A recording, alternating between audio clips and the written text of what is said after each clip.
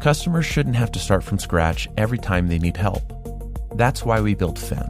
Fin answers questions, helps buyers find what they need, and remembers the context from one conversation to the next. Learn more at fin.ai. Summer's supposed to be the easy season, so why are so many people quietly Googling a therapist between summer Fridays? Because more daylight doesn't fix the hard stuff. Sometimes it just turns the volume up. Grow does therapy differently. Grow connects you with thousands of high-quality licensed therapists across the U.S., offering both virtual and in-person sessions, nights and weekends. There are no subscriptions, no long-term commitments. You just pay per session. Grow helps you find therapy on your time. The therapist you want takes your insurance on Grow. Grow accepts over 125 insurance plans. Sessions average $21 with insurance, and some pay as little as $0 depending on their plan. Visit growtherapy.com/ACAST today to get started. That's growtherapy.com/ACAST. growtherapy.com/ACAST. Availability and coverage vary by state and insurance plan. It's Saturday 15th of August, I'm Jamie East, and this was a week that saw Nigel Farage battling Count Binface in Clacton, Andy Burnham under pressure over prisoner releases, the UK sweltering under another heatwave, and a solar eclipse delight the nation. Grab a cup of something hot, put up your feet, and get up to speed on the 7 biggest stories of the week. This is the Standout 7 from the Smart 7. It's news, But not the news. Thursday saw polls open for the Clacton by-election, sparked by Reform leader Nigel Farage's resignation. The move, which followed the launch of a Commons inquiry into a £5 million gift from crypto billionaire Christopher Harborne, has seen Nigel facing off against 33 other candidates, but none of the major parties. One of the entities hoping to defeat Nigel in what was a record-breaking by-election with the most candidates and longest ballot paper in history was Count Binface. He spoke to Mehdi Hassan before polls opened about his view on Nigel and Brexit. I've been trying to analyse the pros and the cons of Brexit. First, I analysed the cons of Brexit. That took me quite a long time. And then I decided to have a look at the pros. None that I can see. Friday morning saw the results of the Clacton by-election caused by Nigel Farage's resignation. His stepping down, which appeared to be to avoid a parliamentary inquiry, seems to have been a tactical error. The process, which saw the major parties boycott the election and Farage face off against a motley crew of independents, hasn't done the Reform leader any favours. While he did win back his seat with over 22,000 votes, his main rival, Count Binface, got over 9,000 votes, leaving the Reform leader with egg on his face. Even before the result was announced, he declined to attend the count, with Reform claiming that Essex police had told them not to, although it's not clear if that was true. Speaking at a Reform event, Nigel was happy to claim victory anyway. I'm not scared of these people, but I'm damned if I'm going to stand on a stage having won a resounding victory, a ringing endorsement of all that I've tried to fight for and you try to fight for, and be demeaned and humiliated by nobodies. Chair of the Labour Party, Bridget Phillipson, says that despite Nigel's efforts, he's still going to have to face the music. The sleaze and the scandal is just piling up, and Nigel Farage forced this, ridiculous stunt upon people in order to avoid having to answer some of these questions that are really serious, that he refuses to engage with, and now he's been re-elected back to Parliament, he's going to have to answer because there's no hiding place anymore. And if the Reform leader thought that was the last he'd see of Count Binface, with the potential for another Clacton by-election looming, the Count seems to have no intention of giving up the fight. The next question is what happens after this? Well, we will find out. Stay tuned for part 2 of the Clacton by-election, coming soon to a leisure centre near you as soon as that parliamentary inquiry reports. Bring it on.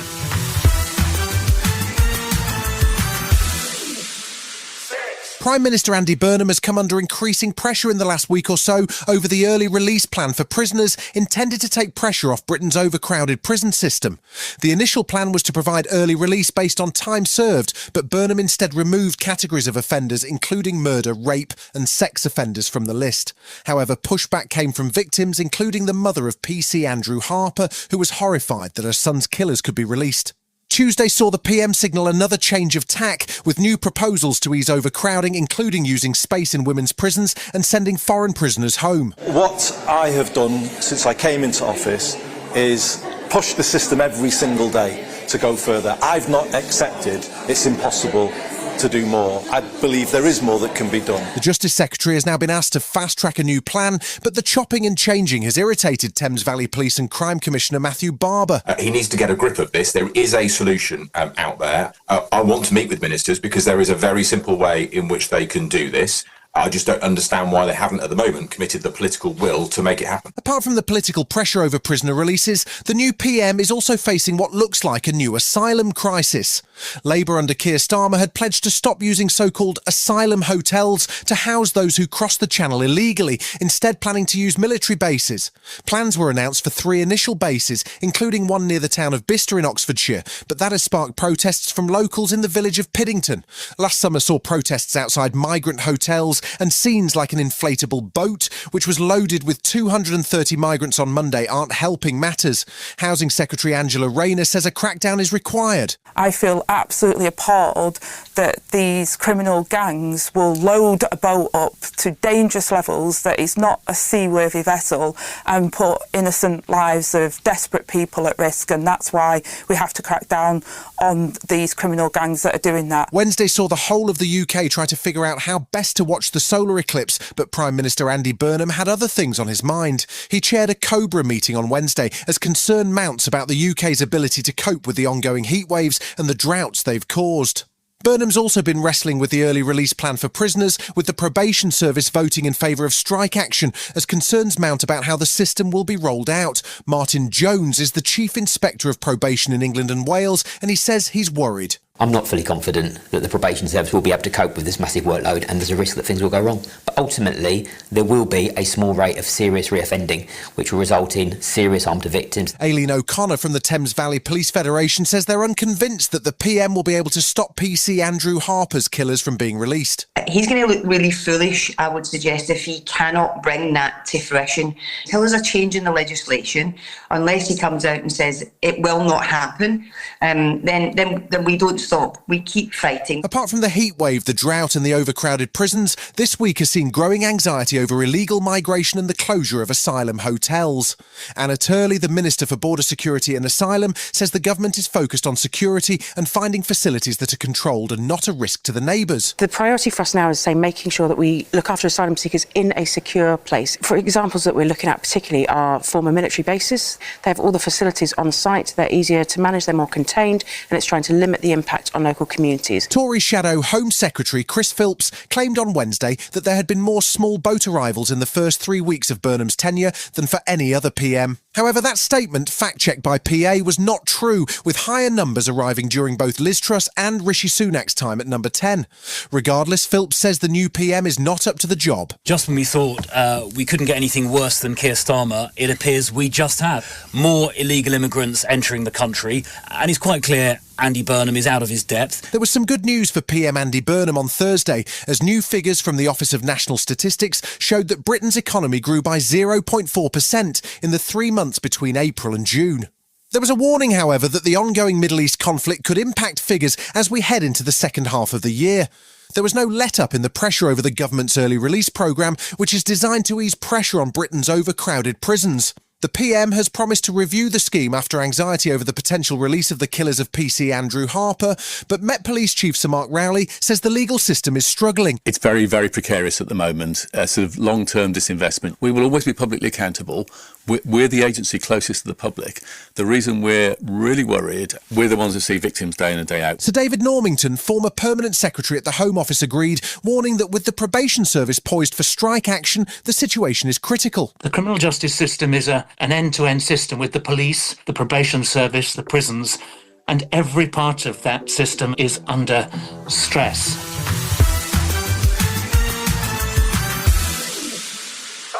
There was no good news for Donald Trump from the Middle East this week. Last week had seen his Board of Peace, which is designed to be the equivalent of the UN, controlled by the US president, announce a deal which would see Hamas disarm if Israeli forces withdrew from Gaza. The Board of Peace and President Trump have eyes on a project to redevelop Gaza, but first they need peace instead of the ongoing crisis. There was bad news, though, on Sunday as Israeli Prime Minister Netanyahu flatly rejected any deal which involved Israeli withdrawal. The IDF will not carry out any withdrawal until the dismantling of Hamas and its weapons, that means all weaponry. We're talking about a true dismantling, not a fictitious dismantling. And things didn't go any better with Iran either, as a floated deal to reopen the Strait of Hormuz appears to have stalled. Instead, Iran are demanding a return to the original ceasefire agreement, which would see sanctions lifted on oil, a removal of the US blockade in the strait, and the cessation of attacks on Iranian allies.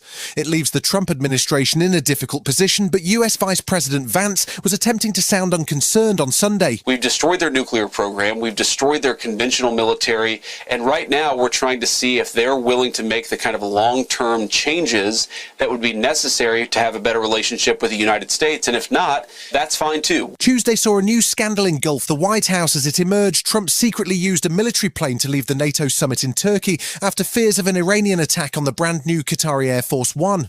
The Secret Service carried out the switch, which saw the press pool along with Secretary of State Marco Rubio and Press Secretary Caroline Leavitt continue on Air Force One, acting as a decoy for the president. All three planes then landed in England, and the US president never told the reporters what had happened. He was asked about the switch on Tuesday after an appearance in Ohio and was unapologetic. It was really as per the military, and I just have to do what they say. Why was it too dangerous for you to fly on Air Force One, but not too dangerous for the press? I think actually the plane that I flew on was at greater risk. Why do you say that? Because that would be the plane I think that they would be more likely to go for. The US president really does appear to have given up trying to make any progress in bringing his war in Iran to an end. He announced on social media on Wednesday that the US might keep the Strait of Hormuz, while also claiming it is fully open.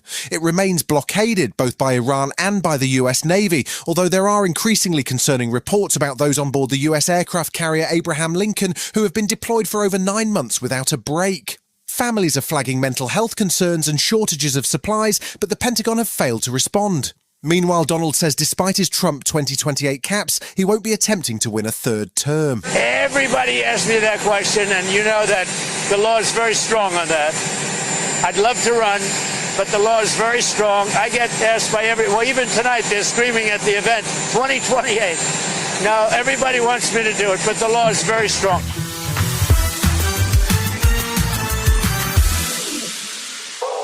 Ukrainian President Zelensky was on the road last weekend visiting Serbia, the first time that a Ukrainian president has been to the country in 8 years. Serbian President Vučić described Ukraine as a friendly nation, and both men discussed their ongoing efforts to join the European Union. Russia continued to strike across the weekend, killing at least 13 people with ballistic missile strikes in Kyiv and cities across Ukraine. With no sign of any progress towards peace talks, the Ukrainian president has suggested that America is proposing that any post-war security guarantees will depend on Ukraine withdrawing its forces from the Donbas, one of President Putin's long-term goals. The guarantees of the United States, our agreements, are absolutely very strong guarantees. Ukraine will have guarantees from the United States of America after the war. Donald Trump's inability to stand up to Putin was called out by former US Secretary of State and former presidential candidate Hillary Clinton over the weekend. I said this months ago. I said, if he got an honorable peace with Ukraine, they don't have to give up any property, I'd nominate him for the Peace Prize. But he's more interested in his relationship with Putin. Yeah. You know, he wants Putin's favor even more than he wants a Nobel Peace Prize. President Zelensky announced on Thursday that his forces have recaptured about 300 square miles of territory from Russia in the Alexandrivsky region. He says Russia suffered almost 10,000 casualties during the operation, which liberated about 25 settlements and is another setback for Russian forces. While that's a positive, there's growing concern about Ukraine's air defences for the winter ahead, and the Ukrainian president was chasing a very specific deal from allies on Thursday, in particular the US, warning that it's crucial to get stocks of Patriot missiles before winter comes. I'm asking American partners to sell me 5% of missiles, what they have in their stocks.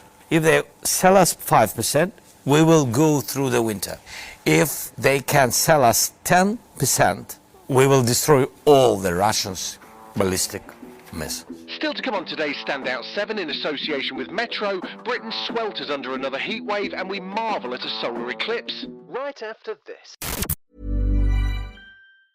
Summer's supposed to be the easy season, so why are so many people quietly Googling a therapist between summer Fridays? Because more daylight doesn't fix the hard stuff. Sometimes it just turns the volume up. Grow does therapy differently. Grow connects you with thousands of high-quality licensed therapists across the U.S., offering both virtual and in-person sessions, nights and weekends. There are no subscriptions, no long-term commitments. You just pay per session. Grow helps you find therapy on your time. The therapist you want takes your insurance on Grow. Grow accepts over 125 insurance plans. Sessions average $21 with insurance, and some pay as little as $0 depending on their plan. Visit growtherapy.com/ACAST today to get started. That's growtherapy.com/ACAST. growtherapy.com/ACAST. Availability and coverage vary by state and insurance plan. You are not the one snoring. You are the one awake at 2 a.m. doing the math on how much of the night is left.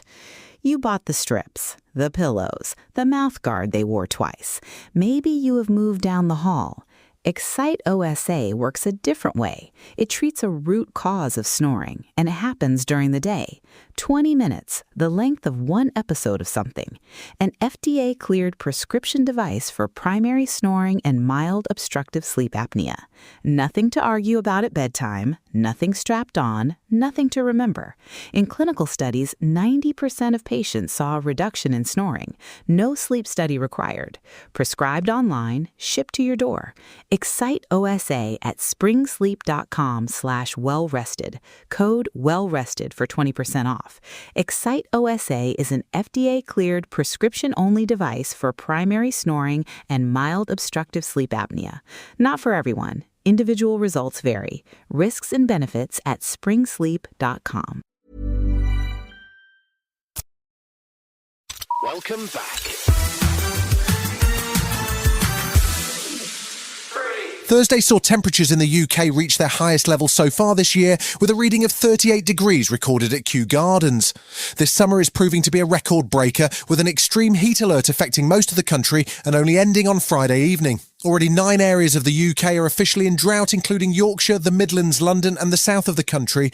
And this week saw Chessington Water Park closed because of water outages. The River Thames is at its lowest level ever, and some areas of the south have had 1% of their normal rainfall in July. Tom Bradshaw from the National Farmers Union says the consequences could be severe. So what we're seeing with climate change is not just the challenge producing the food here, but also those countries that we would normally be relying on for imports.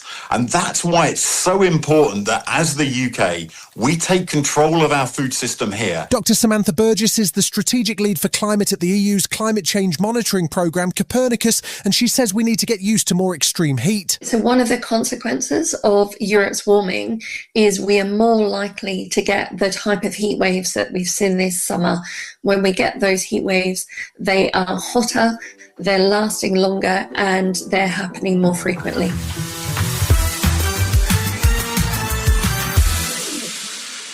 Hunter Biden sat down for an in-depth interview with the BBC last weekend. Joe Biden's son was rarely out of the headlines on Fox News over a number of years before his dad preemptively pardoned him before leaving office. Recently, Hunter has become increasingly high profile, sitting for various interviews, including with Tucker Carlson, which dropped on Monday. Biden Jr. is a fierce critic of President Trump, but he also shared bad news about his dad, who was diagnosed with an aggressive form of prostate cancer back in May 2025. I wish he would complain more. The cancer has spread, is metastasized into his bones and further, and it's very debilitating in many respects. But he's still out there. He's still doing his thing. He so believes in this country.